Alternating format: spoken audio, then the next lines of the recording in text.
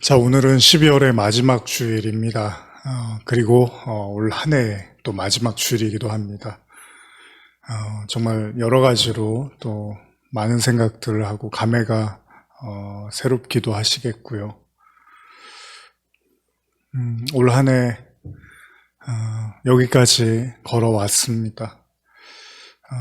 좋든 싫든 또 좋은 일이 많았던 슬픈 일이 많았던 어쨌든 우리는 또 올 한 해 시간들을 다 견뎌냈고 또 여기까지 걸어왔습니다.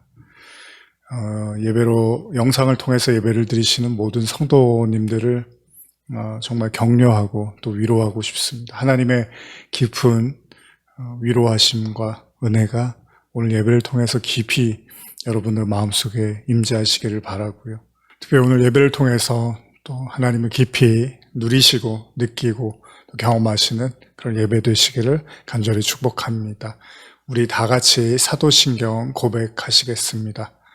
전능하사 천지를 만드신 하나님 아버지를 내가 믿사오며 그 외아들 우리 주 예수 그리스도를 믿사오니 이는 성령으로 잉태하사 동정녀 마리에게 나시고 본디오 빌라도에게 고난을 받으사 십자가에 못 박혀 죽으시고 장사한 지 사흘 만에 죽은 자 가운데서 다시 살아나시며 하늘에 오르사 전능하신 하나님의 우편에 앉아 계시다가 저리로서 산자와 죽은 자를 심판하러 오시리라.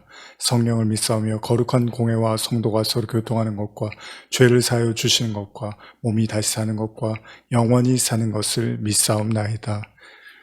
하나님 아버지 감사합니다. 올 마지막 이제 주일을 지내고 있습니다. 물론 뭐 해가 바뀐다고 모든 것이 달라지거나 바뀌는 건 아닙니다.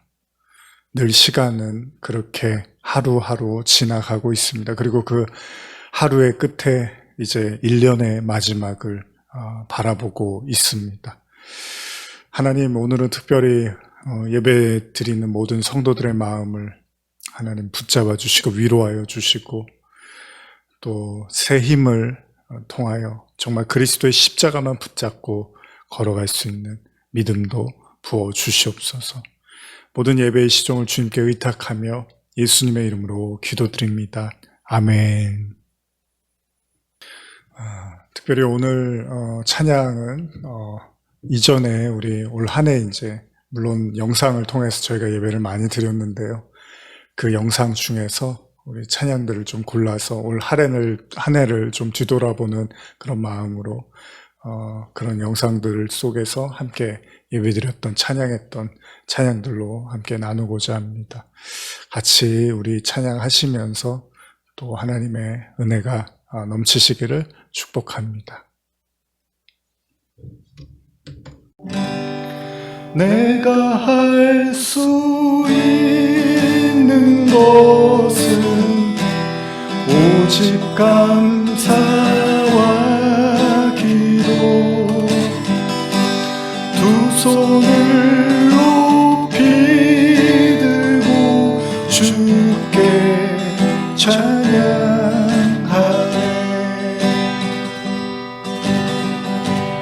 내가 할 수 있는 것은 오직 감사와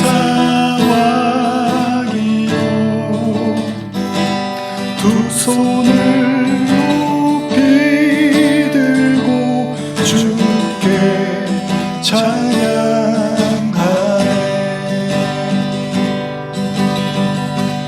내가 할 수 있는 것은 오직 감사와 기도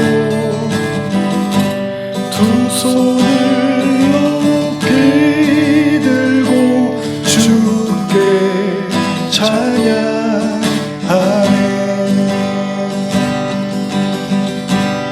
내가 할 수 있는 것은 오직 감사와 기도 두 손을 높이 들고 주께 찬양하네.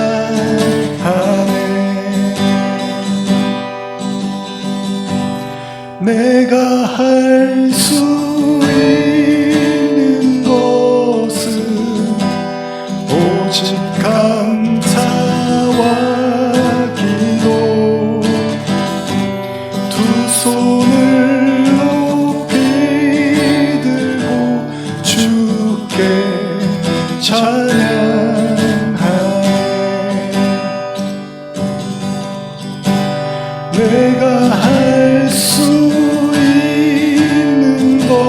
곳은 오직 감사와 기도 두 손을 높이 들고 주께 찬양하네.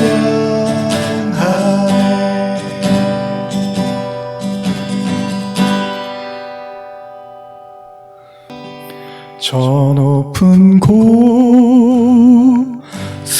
향하여 날마다 나아갑니다. 내 뜻과 정성 모두어 날마다 기도합니다. 내 주여 내 발붙드사 그곳에서 게 하소서. 그곳은 빛과 사랑이 언제나 넘치옵니다. 괴로움과 죄가 있는 곳 나비로며 기사라도 빛나고 높은 저곳을 날마다 바라봅니다. 내 주여 내 발붙드사 그곳에서 게 하소서. 그곳은 빛과 사랑이 언제나 넘치옵니다.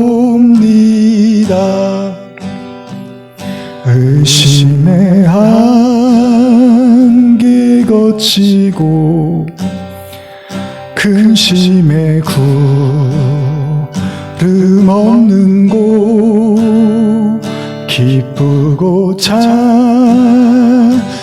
평화가 거기만 있사옵니다. 내 주여 내 발붙드사 그곳에서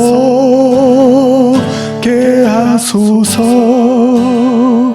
그곳은 빛과 사랑이 언제나 넘치옵니다.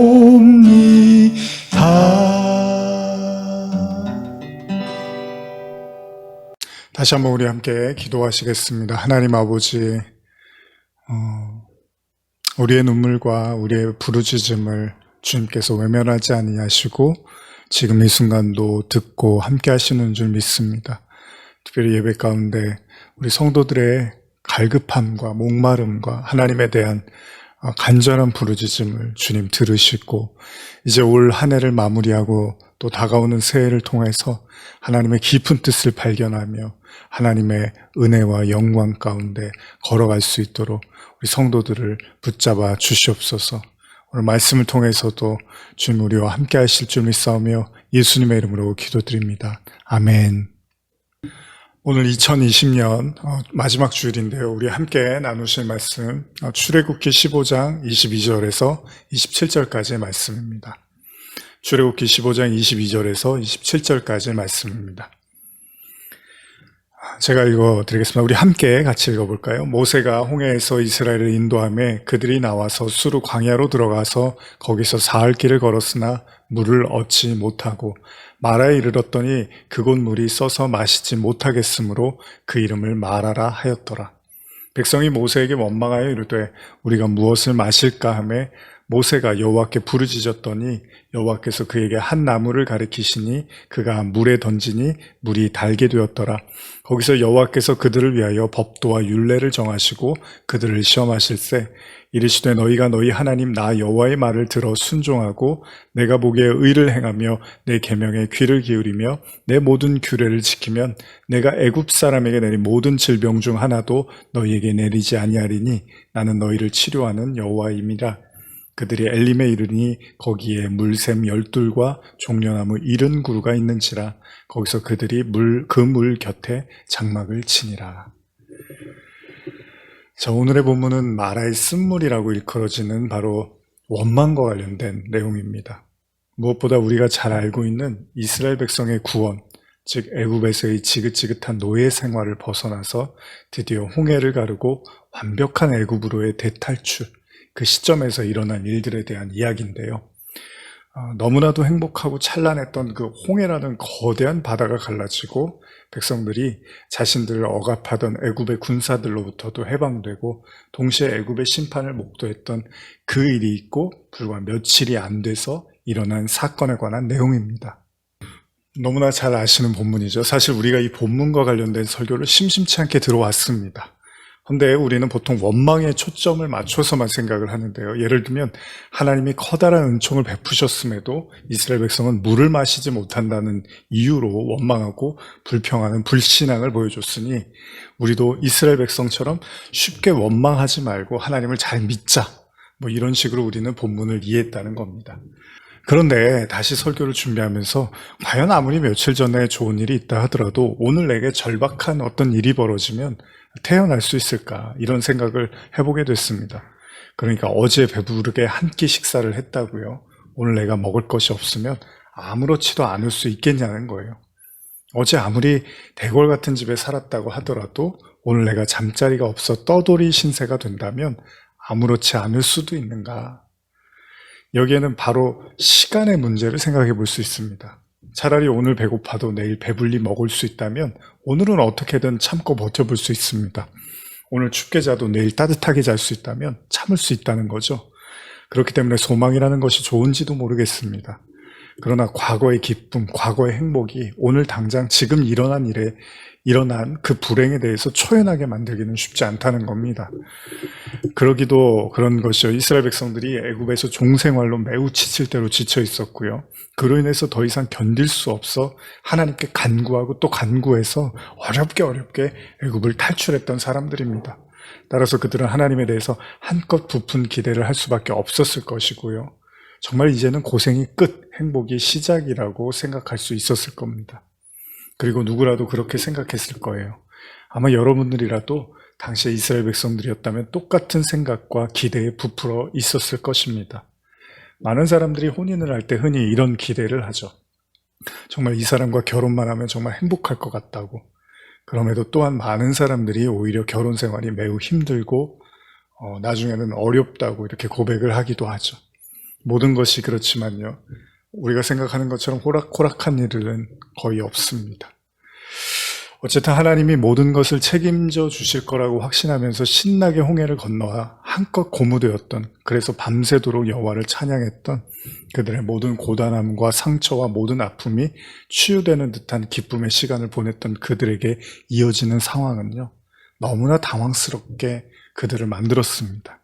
그것도 다른 것이 아니라 사흘 길을 걸어갔는데 물이 없어서 그 무더운 광야에서 사막에서 괴로움을 당했다는 거예요. 요즘 가끔 그런 생각을 해보는데요. 행복이라는 게 뭐 대단한 것 같지만요, 어찌 보면 밥 먹을 때 밥 먹고 잠잘 때 잠자고 화장실 갈 때 잘 가는 거, 뭐 이런 것만으로도 충분히 감사할 수 있겠구나라는 생각을 해봅니다. 가끔 제가 새벽에 깨서 화장실을 자주 가는 일이 있었는데요. 그러다 보면은 그것 때문에 하루가 되게 이렇게 불편하게 느껴지기도 합니다. 그때 이제 그런 생각을 하는 거예요. 별거 아닌 당연하게 여겼던 일들 중에 뭐 하나가 문제가 생기기 시작하면 우리는 별일 아닌 것 같아도 일상생활에서 상당한 불편을 느끼기도 한다는 겁니다. 사실 꼭 크고 대단한 일이 우리를 괴롭게 하는 것만은 아니라는 거죠. 때로는 작은 불편함에도 충분히 우리의 진을 빼고 우리의 삶의 균형을 망가뜨리고 우리에게 어려움을 줄 수 있다는 것입니다. 그렇기 때문에 애굽을 빠져나올 때 챙겨온 물이 떨어져서 이제 마실 물을 찾는 이스라엘 백성들에게는 정말 심각한 상황이 아닐 수가 없겠죠. 그것도 잠시가 아닌 사흘 길을 찾아 헤매었지만 마실 물을 구하지 못했다는 것은 생명과도 직결된 매우 위험한 상황이 아닐 수 없는 것이죠. 당연히 이런 상황에서는 원망과 불평이 튀어나오기 마련입니다. 여러분들은 그렇지 않을 자신이 있습니까? 그리고 이후 등장한 그들이 홍해 사건 이후에 최초로 장막을 친 장소가 바로 이 마라라는 곳인데요. 여기서 더 큰 문제가 생깁니다. 그게 뭐냐면 이제 물이 좀 해결되는구나라고 생각했던 이제 물을 만날 수 있는 마라라는 곳에서 이제 우물을 발견을 했단 말이에요. 근데 그 물을 정작 먹자마자 느낀 건 너무나 써서 마실 수가 없는 물이었다는 겁니다. 그러니까 더 화가 나는 거예요. 정말 물이 없어서 괴로워서 힘들었는데 이제 물을 찾았다고 생각을 했는데 그 물을 정작 먹어보니까 마실 수 없는 물이었다는 거죠. 이쯤 되면 화가 치밀어 오르고 하나님에 대한 회의가 생길 만도 합니다. 결국 모세에 대한 원성이 이제 이어지게 되는데요.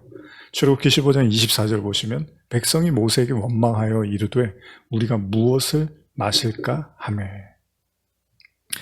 홍해를 건너고 사흘이 지난 시점에서 만나게 된 이 물. 그런데 그 물이 마실 수 없는 물이라면 더 심각해진 거예요. 사실 당장 물을 마시지 못해서 죽는 건 아니지만 그래도 더욱 화가 나는 건 아니 하나님이 홍해에서 끄집어냈으면 물은 먹게 해줘야 되는 거 아니야? 이런 상태로 내가 하나님을 의지해야 되는가라는 그런 회의가 들 수 있다는 겁니다. 출애굽기 15장 25절 보시면 모세가 여호와께 부르짖었더니 여호와께서 그에게 한 나무를 가리키시니 그가 물에 던지니 물이 달게 되었더라.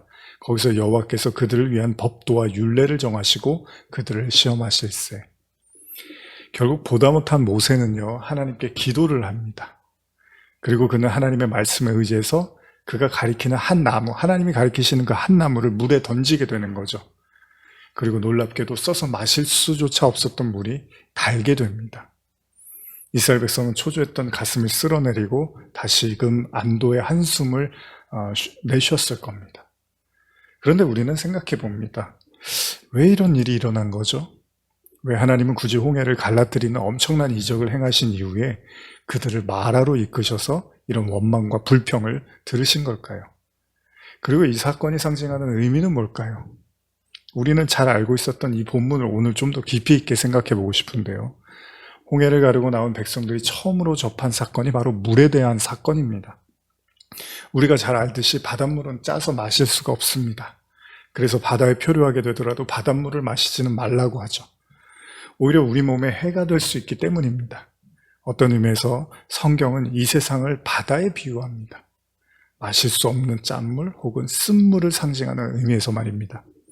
그래서 애굽에서 모세를 통해서 하나님께서 심판하실 때에도 그들이 우상처럼 섬기던 나일강을 핏빛으로 물들게 하여 더 이상 마실 수 없도록 하신 거죠. 그건 다른 의미에서 인간이 의지하는, 그러니까 가장 기본적인 그 물은 육신에는 필요할지 몰라도 그것이 진정한 생명을 주는 것은 아니다라는 의미도 담겨 있는 거잖아요. 그렇기 때문에 예수님이 마귀와의 그 시험에서 돌을 떡으로 만들라는 요구에서 예수님이 뭐라 그러죠? 사람이 떡으로만 사는 게 아니라 하나님 말씀으로 산다고 말씀을 하신 거죠. 어찌 들으면 매우 섭섭한 이야기입니다. 왜냐하면 예수님이 그 일을 할 수 없는 분이 아니라 할 수 있는 분인데 그런 말을 하시더라는 거예요. 그렇습니다. 사람이 떡으로만 사는 건 아닙니다. 물론 성도는 하나님의 말씀으로 사는 게 맞죠. 그럼에도 그 떡이 없어서 그 떡 때문에 힘들어하는 사람들이 부지기수입니다. 그런 관점에서 본다면 사실 예수님의 말씀은 매우 싸늘하고 서운하게 들릴 수 있겠죠. 그리고 예수님이 굉장히 완고하세요. 사람이 떡으로만 사는 게 아니라 하나님 말씀으로 사는 거다. 그건 예수님이 그런 충분히 그걸 하실 수 있는 능력을 가지고 계시지만 오히려 그 능력을 사용하지 않는 이유, 이게 이거라는 거예요. 사람이 떡으로 사는 것만이 아니기 때문에 내가 그 일을 안 하겠다는 거예요. 나중에도 우리가 보게 되겠지만 요한복음 6장에서 예수님이 오병이어 기적을 행하자 사람들이 죄다 예수님을 임금으로 삼으려고 아우성을 치죠. 그런데 예수님은 어떻게 하죠? 그 자리를 피하시죠. 자, 어떤 경우에 힘을 쓰는 것보다 쓰지 않는 게 더 힘들 때가 있습니다. 능력을 쓰는 것보다요, 쓰지 않는 게 더 어려울 때가 있습니다. 가장 좋은 방법은 싸우지 않는 것, 그리고 그렇게 해서 이기는 게 좋은 거라는 말이 있지만, 사실 때로는 가진 모든 힘과 능력을 쓰지 않는 것, 그것이 필요할 때가 있기도 하다는 거죠. 그래서 무협영화 같은 거 보면요, 진짜 고수들은요, 잘 싸우지를 않습니다. 정말 필요할 때가 아니면 웬만해서는 그들의 실력을 드러내지를 않습니다. 그렇다면 왜 하나님은 이스라엘 백성이 노예의 삶에서 해방을 알리는 홍해 사건 이후에 이토록 원망들을 만한 마라의 쓴물을 접하게 하신 걸까요? 하나님은 아셨을 거 아니에요. 마라라는 곳에 가면 쓴물이 있다는 걸. 사실 요즘 제가 성도들과 깊이 있게 나누고 싶은 이야기도 이런 부분인데요. 모든 사건에는 단순히 보여지는 현실적 이야기만이 아니라 그 이면에 담겨있는 영적인 의미가 있다는 거죠. 이걸 누가 모르는 사람이 어디 있겠습니까? 성도들은 이걸 잘 알잖아요. 그런데 거기서 좀 더 우리는 깊이 있게 생각해 볼 필요가 있다는 겁니다. 그러니까 그냥 생각하면 물이 없어서 원망, 불평할 성도들, 그 백성들의 그 믿음 없는 모습으로만 보여지지만 좀 더 생각해 보면 하나님이 왜 그렇게 하셨을까? 그러니까 다른 것도 아니고 왜 처음 그들이 맞닥뜨린 시험과도 같은 사건이 하필 물에 관한 것이었는가라는 생각을 해봅니다. 이건 마치 마귀가 성령의 임재 이후에 예수님이 시험 처음 받으실 때 처음에 받으신 시험이 돌을 떡으로 만들라는 거였잖아요. 그러니까 예수님의 모든 공생의 출발을 알리는 성령의 임재 사건 이후에 첫 시험이 바로 인간의 육신의 양식을 줄 것이냐 아니면 영적인 양식을 줄 것이냐의 질문과도 같은 일입니다. 물론 혹자는 둘 다 주면 좋지라고 말할 겁니다. 그런데 예수님은 자신의 역할, 즉 그가 이 땅에 십자가의 제물로 오셔서 영혼을 구원하셔야 된다는 그런 자신의 사명과도 같은 이 질문에서 예수님은 단호하게 인간의 육신을 만족시키는 일은 자신의 일이 아니라는 걸 분명하게 하시더라는 거예요. 그렇다고 예수님이 인간의 기본적인 삶에 대해서 무시하거나 등한시하라는 말씀은 더더욱 아닙니다. 그러나 분명히 예수님은 나는 육신의 떡을 주러 온 것이 아니라 생명의 떡을 주러 온 것이다라고 사탄에게 엄히 말씀하셨다는 겁니다. 물론 예수님은 산상수훈에서도 우리가 잘 아는 말씀을 하시죠. 마태복음 6장 31절, 32절입니다. 그러므로 염려하여 이르기를 무엇을 먹을까, 무엇을 마실까, 무엇을 입을까 하지 말라. 이는 다 이방인들이 구하는 것이라. 너희 하늘 아버지께서 이 모든 것이 너에게 있어야 할 줄을 아시느니라. 오히려 예수님 자신도요, 이 현실 세계에서 어떻게 먹고 살아갈 것에 대한 고민을 하실 법도 합니다. 그런데도 불구하고 예수님은 우리에게 이 말씀을 던지시더라는 거예요. 어쩌면 이거는 자신의 신앙 고백과도 같은 말씀이겠죠. 성도의 먹고 마심의 일은 하나님께 의탁할 문제이고 오로지 성도가 관심을 가져야 하는 일은 하나님 나라라는 겁니다. 이 단순한 가르침이 인간에게는 사실 너무나 어렵습니다. 아니, 성도들에게도 다르지는 않습니다. 그리고 분명히 요즘과 같은 현실을 살아가는 우리에게는 너무나 또 어려운 말씀입니다. 그럼에도 불구하고 예수님은 사단의 요구에 완강하게 거절하셨다는 겁니다. 뭐라고요? 사람이 떡으로만 사는 게 아니다. 그렇습니다. 이것이 예수님이 하고 싶은 말씀이었던 거죠. 많은 사람들이 생각할 겁니다. 떡이 있어야지 하나님 나라도 생각하고 그럴 신앙의 여유도 부릴 수 있는 거 아니야? 당장 내 코가 석자인데 하나님 나라가 무슨 소용이며 그게 내 현실에서 어떤 도움을 줄 수 있느냐고 그렇게 생각하는 많은 사람들이 있을 겁니다. 그렇기 때문에 예수님의 말씀은 더욱 분명하고 확고하게 와닿기도 합니다. 어쩌면 우왕좌왕할 수밖에 없는 요즘과 같은 이 어려운 현실 속에서 더욱 날카롭고 예리하게 들릴지도 모릅니다. 그것은 어떤 의미에서 오늘 당장의 양식이 없어 위기에 처한다 하더라도 하나님의 말씀을 양식으로 가진 이들은 사실 보여지는 궁핍함과는 달리 그들은 이미 영원한 생명을 소유하게 된 자들, 그들이야말로 진정한 구원을 얻은 자들임을 성경을 이렇게 확인시켜주고 있다는 거예요. 그러니까 현실에 대한 걱정을 하지 말아라. 단순히 이런 문제만이 아니라요. 저와 여러분들이 하나님의 말씀을 정말 양식으로 가지고 있으면 우리의 현실 상황과는 관계없이 이미 우리는 부유한 자, 영생을 얻은 자, 배부른 자다라고 성경은 계속 확인을 시켜주는 거죠. 실제로 예수님은 이런 비슷한 류의 이야기를 하신 적이 있는데요. 요한복음 4장 13절 14절 보시면 예수께서 대답하여 이르시되 이 물을 먹는 자마다 다시 목마르려니와 내가 주는 물을 마시는 자는 영원히 목마르지 아니하리니 내가 주는 물은 그 속에서 영생하도록 솟아나는 샘물이 되리라. 물론 아시는 것처럼 예수님은 요한복음 4장에서 사마리아의 여인과 이런 대화 이후에 여인에게 어떤 물을 주시지 않습니다. 어떤 류의 물도 주지 않습니다. 무슨 말입니까? 눈에 보이는 물이 아니었죠. 예수님이 말씀하시는 생수는 영원한 삶을 주는 어떤 그 상징적 의미에서의 물을 표현하신 겁니다. 뭐죠? 하나님의 진리죠. 이후에 사마리아의 여인과 이제 대화를 나눈 사이에 제자들이 사실 그 예수님이 이제 사마리아의 여인과 대화를 하실 때 제자들이 음식을 사러 이제 갔었잖아요. 그리고 나서 이제 음식을 사갖고 와서 예수님을 만나죠. 그리고 나서 음식을 드세요라고 얘기했더니 예수님이 뭐라 그러시죠? 요한복음 4장 31절에서 34절인데요. 그 사이에 제자들이 청하여 이르되 랍비여 잡수소서 이르시되 내게는 너희가 알지 못하는 먹을 양식이 있느니라. 제자들이 서로 말하되 누가 잡수실 것을 갖다 드렸는가 하니 예수께서 이르시되 나의 양식은 나를 보내신 이의 뜻을 행하며 그의 일을 온전히 이루는 이것이니라. 정말 놀라운 말씀입니다. 그의 양식은요, 바로 이 땅에 자신을 보내신 하나님의 뜻을 온전히 행하고 이루는 거래요. 그랬던 주님이시기 때문에 그는 사단의 요구를 단칼에 거절하실 수가 있었죠. 어떤 이들은 돌멩이를 떡으로 만들어주면서 우리의 허기와 배고픔을 달래주시는 그 예수님이 더 따뜻하고 선량한 하나님의 아들처럼 느껴질지도 모릅니다.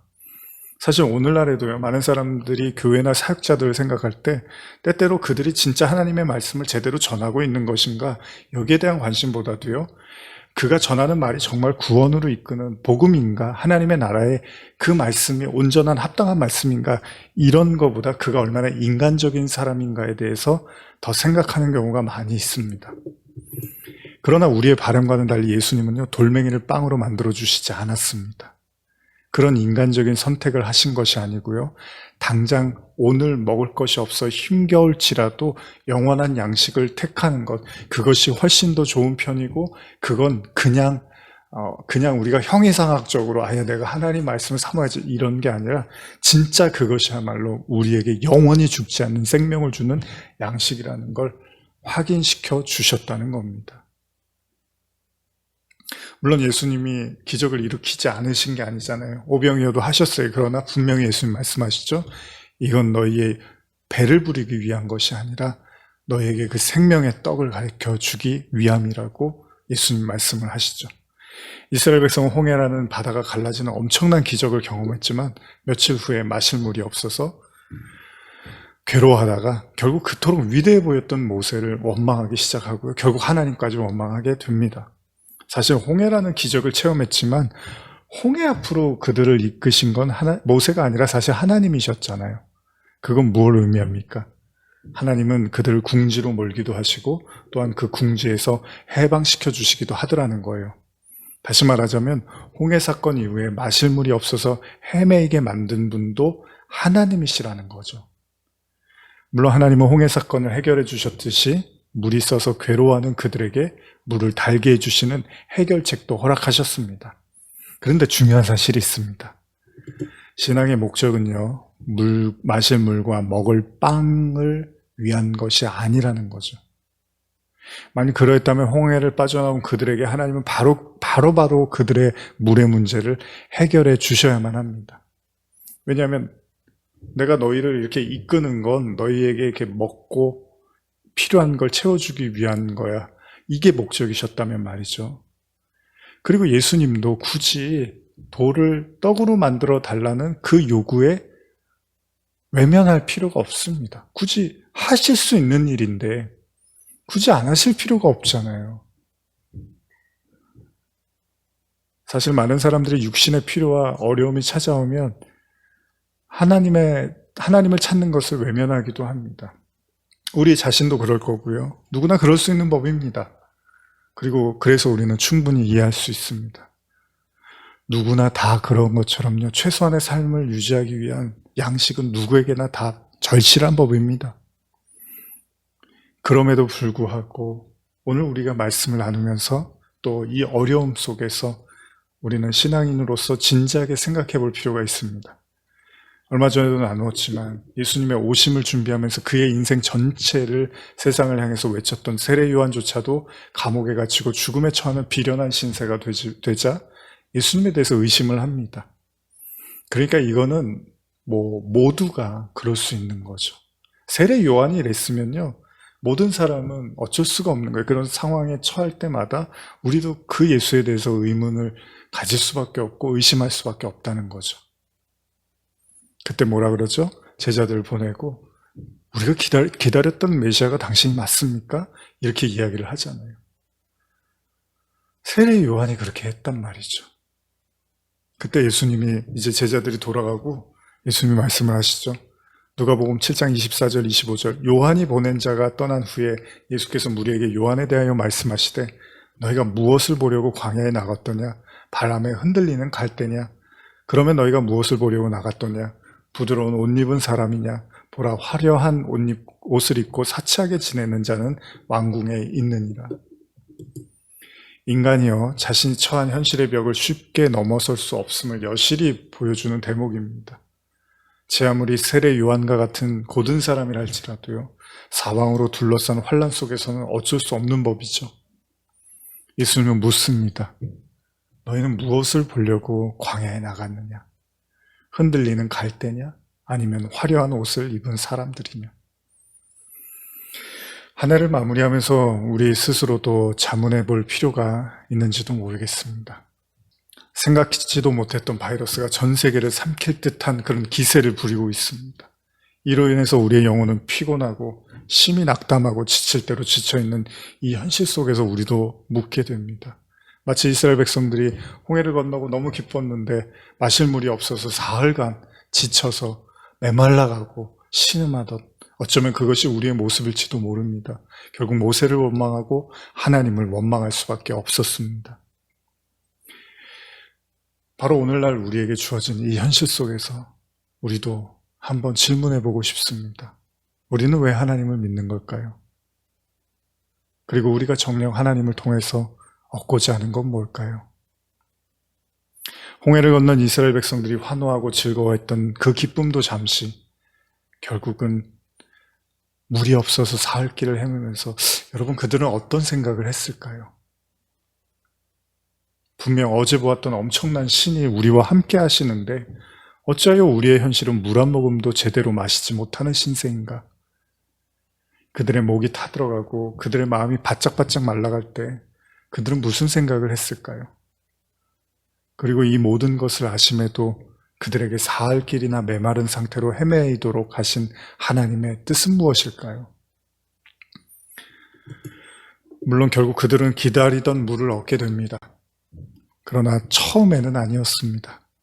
그들이 마라라는 곳에서 처음 마신 물은 매우 써서 먹을 수 없는 물이었습니다. 그렇습니다. 굳이 하나님이 그들을 그쪽으로 인도하신 겁니다. 또 다른 난관이 있는 곳으로 굳이 하나님이 자신이 백성들에게 원망을 들을 걸 아시면서도 그들을 그리로 인도하신 거죠. 왜요? 하나님의 목적을 분명히 하시려고 한 것 같습니다. 예수님이 광야에서 시험 받으실 때 처음으로 겪으신 시험이 돌을 떡으로 만들라는 말이었던 것처럼 하나님은 이스라엘 백성에게 지금 가르쳐 주시는지도 모릅니다. 내가 주려는 것은 마실 물이 아니라 써서 마실 수 없는 물로 가득 찬 이 세상의 진정한 생수를 주기 위함이라는 사실을 말입니다. 예수님이 이 땅에 오신 이유는 돌멩이를 떡으로 만들어서 사람들에게 양식을 제공해 주기 위함이 아니라 하나님의 입에서 나오는 영혼의 양식을 주시기 위함임을 예수님은 강조하셨던 것처럼 말입니다. 그렇습니다. 말의 물이 너무나 써서 마실 수 없자 하나님은 모세에게 한 나무를 가르치시고 그 나무를 물에 던지라고 하십니다. 그렇습니다. 이 나무가 상징하는 것은 아마도 주일학교 어린이도 알 겁니다. 뭐죠? 바로 이 모든 인류를 대속하기 위해서 이 땅에 제물로 오신 예수님의 십자가입니다. 십자가를 상징하는 그 나무를 쓴물에 넣자 물이 이내 달아집니다. 무엇을 의미합니까? 우리가 주님을 따르는 이유는 마실 물 때문이거나 먹을 빵 때문은 아니라는 거죠. 설령 오늘 그것이 우리를 배부르게 해준다 하더라도 사실 그건 오늘일 뿐이죠. 하나님이 이스라엘을 건져내신 이유도 명확합니다. 가나안 땅이라는 약속의 땅으로 가기 위함이었습니다. 어찌 보면 난해하게 들릴 수도 있겠지만요. 빵과 물이 신앙의 목적인 사람과 가나안 땅이 목적인 사람이 같을 수는 없습니다. 빵과 물은 신앙이 없는 사람에게도 분명 목적일 수 있지만 가나안 땅은 오직 신앙을 통해서만 갈 수 있기 때문입니다. 오병이어의 기적을 보고 감동한 사람들이 또다시 예수님을 찾아왔을 때 예수님은 이렇게 말씀하시죠. 요한복음 6장 26절 27절입니다. 예수께서 대답하여 이르시되 내가 진실로 진실로 너에게 이르노니 너희가 나를 찾는 것은 표적을 본 까닭이 아니요 떡을 먹고 배부른 까닭이니라.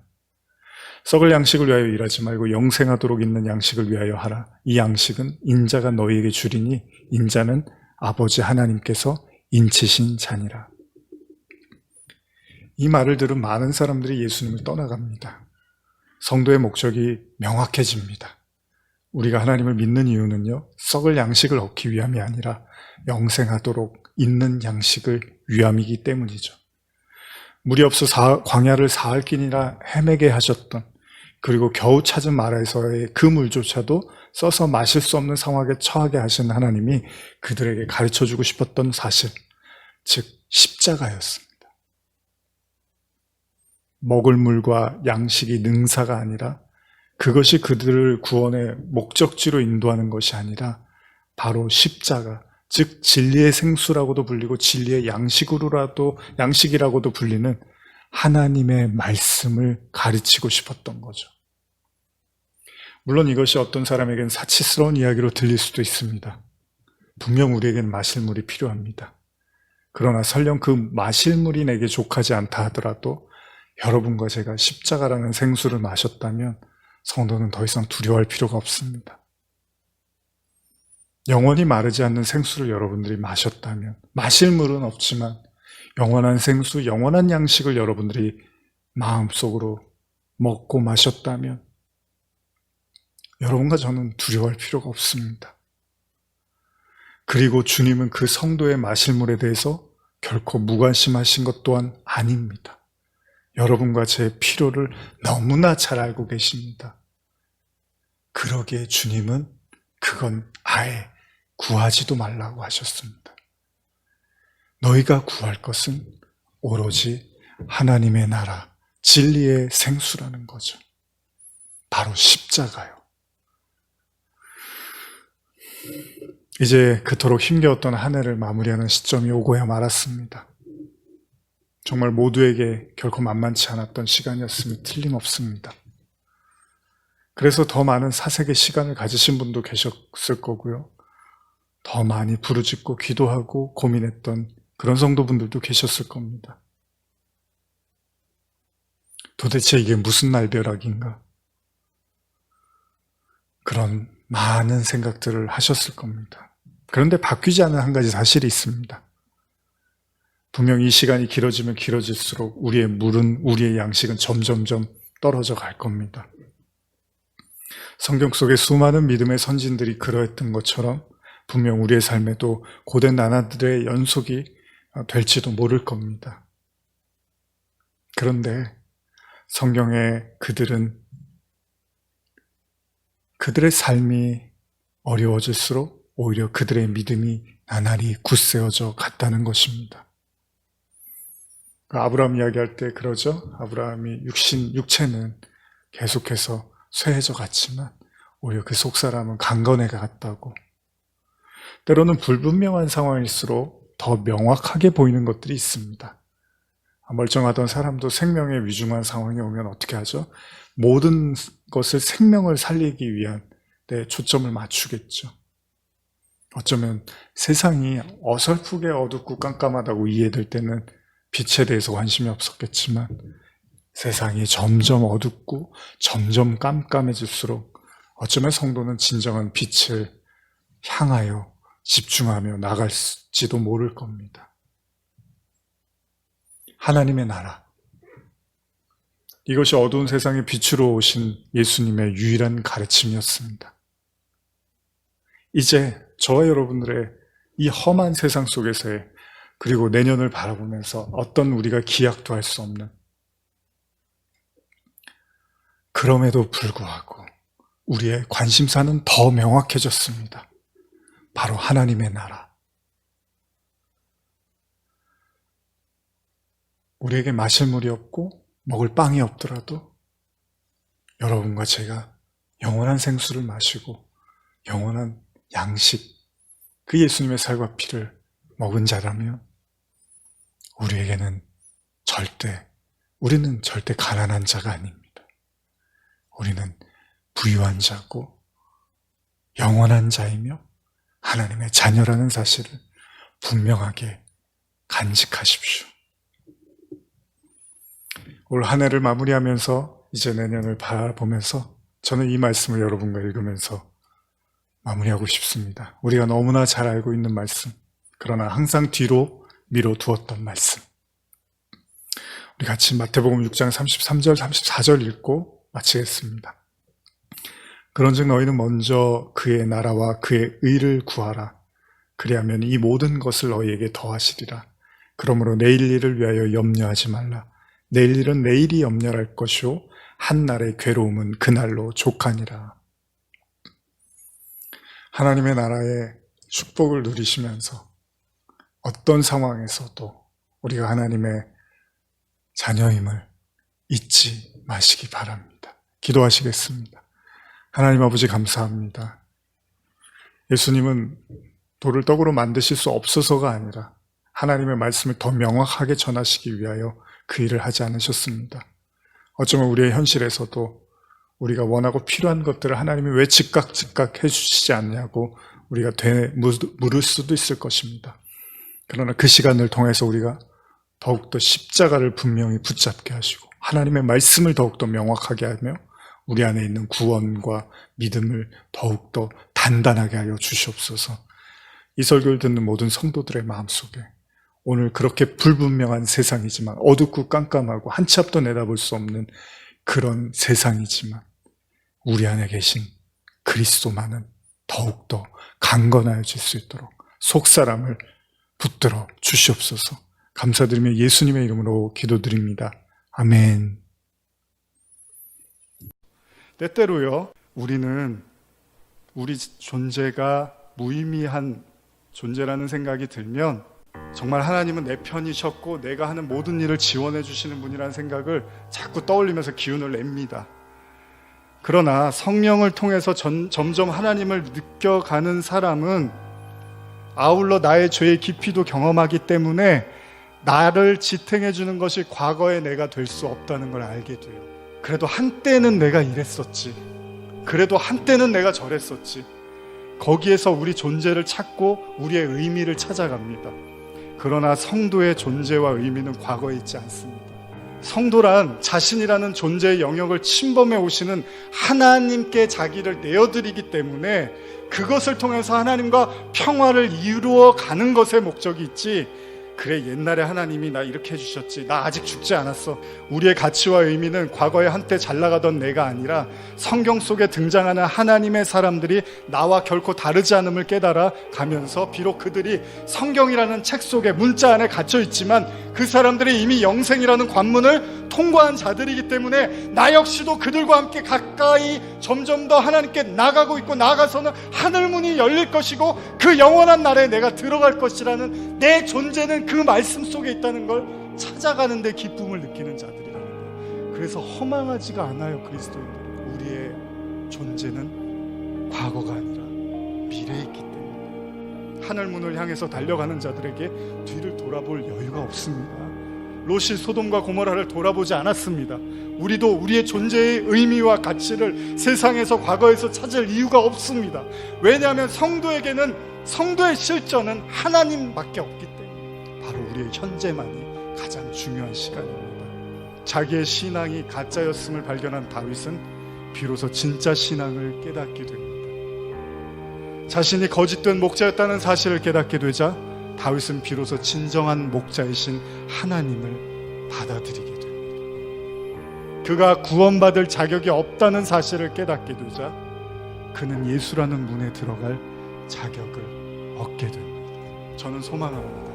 오늘날 예수라는 문을 통하지 않고 다른 곳으로 담을 넘어가는 사람들을, 우리 자신도 마찬가지겠지만, 다시 예수라는 문 앞에 서기를 간절히 소망합니다. 회개 없는 설교, 회개 없는 가르침, 회개 없는 신앙, 회개 없는 구원, 회개 없는 예수, 회개 없는 축복, 회개 없는 기도, 회개 없는 찬양, 회개 없는 헌신. 저와 여러분들은 그리스도라는 문 앞에 십자가를 지시면 됩니다. 날마다 자기를 부인하고 자기 십자가를 지면 됩니다. 예수님이 다른 모든 일을 하신 것보다 비교할 수 없는 가장 중요한 일은 십자가에 매달리는 것이었습니다. 병을 고치고 사람들 얘기를 들어드리고 사람들을 고쳐주고 부육해주고, 이거는 카운트가 안 됩니다. 오직 십자가만 카운트가 됩니다. 우리 십자가로 새로워지시기를 간절히 축복합니다.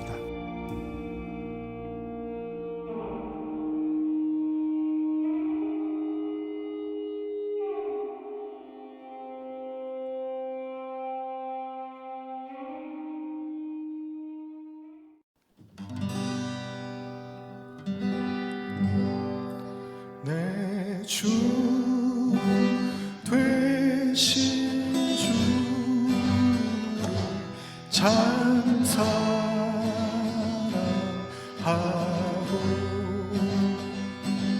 곧 그에게 죄를 다오합니다.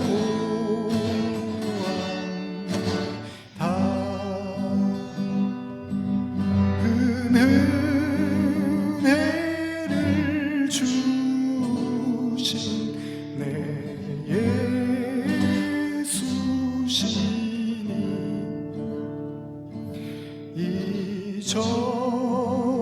이전보다 더욱 사랑합니다.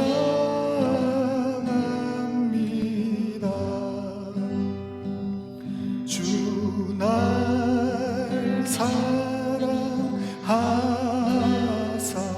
구하시려고 그 십자가 고난 당하셨도다. 그 가시관 쓰신 내 주 외우니 이전보다 더욱 사랑합니다.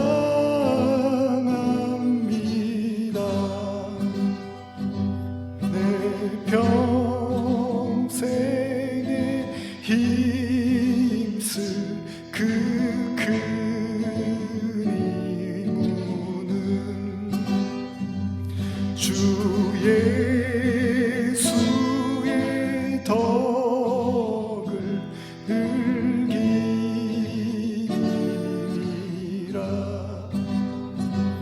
숨질 때까지 내 할 말씀은 이전보다 더욱 사랑합니다. 그 영광의 나라 들어가서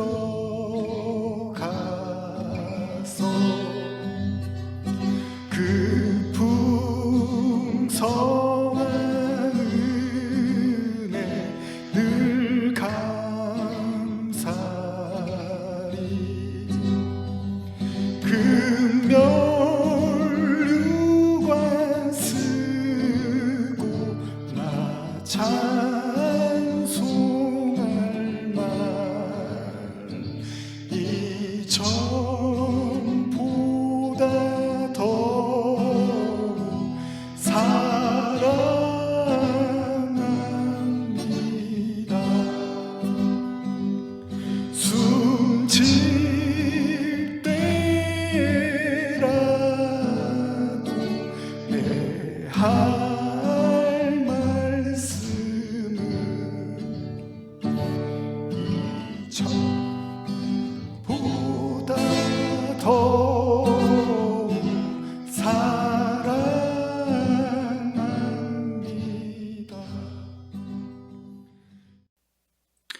이제 모든 예배를 마무리하면서요, 여러분들 마음속에 이렇게 고백하면서 축도하고 마쳤으면 좋겠습니다.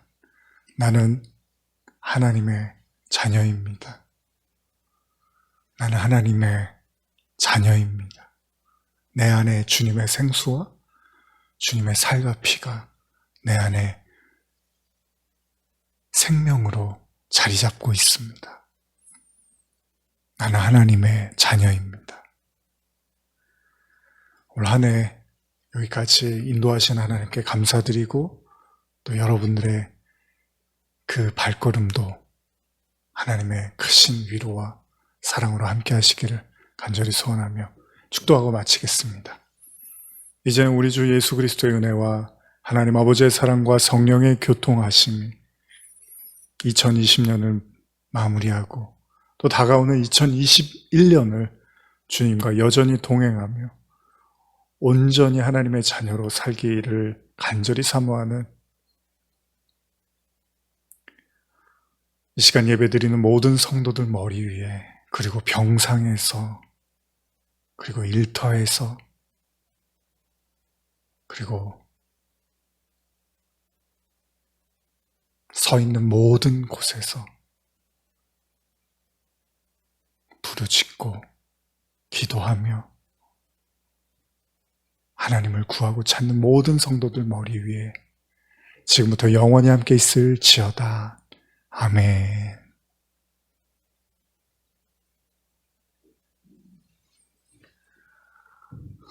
남은 한 주 잘 마무리하시고요.